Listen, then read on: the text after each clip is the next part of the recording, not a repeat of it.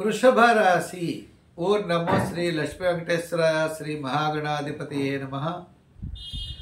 వృషభ రాశి వారికి రాహు లాభస్థానంలో, చంద్రుడు సప్తమ అష్టమ నవమ స్థానాల్లో సంచారం.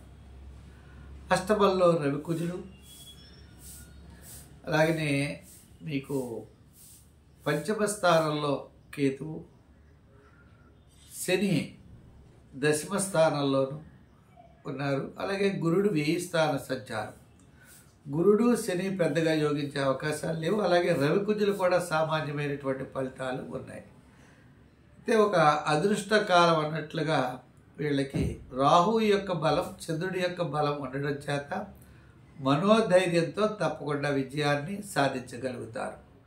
వార ప్రారంభంలో కార్యజయం, ఆర్థిక లాభము, ముఖ్యమైన వ్యవహారాల్లో అనుకూలత, వారం మధ్యలో ప్రయాణాదులు, వారాంతం మళ్ళా అన్నింటా విజయాన్ని సాధించే అవకాశాలు ఉన్నాయి.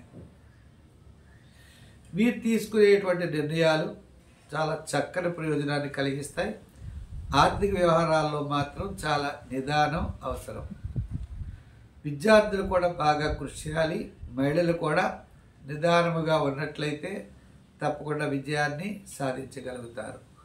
వృత్తుల పరమైన విషయాల్లో ఈ వారం ఆర్థిక ప్రోత్సాహం తప్పనిసరిగా ఉంటుంది.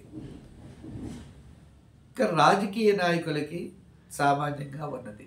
వ్యాపార పరంగా చూస్తే ఈ వారం వార ప్రారంభం, వారాంతం యోగదాయకం.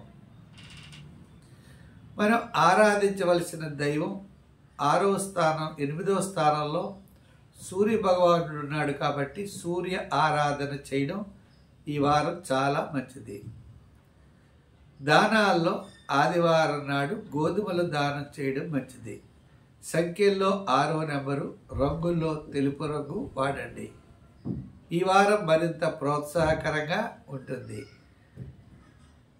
వారాంతం ఒక స్వరూపమైనటువంటి వ్యవహారం లాభించే అవకాశాలు మీకు తప్పనిసరిగా కనపడుతున్నాయి.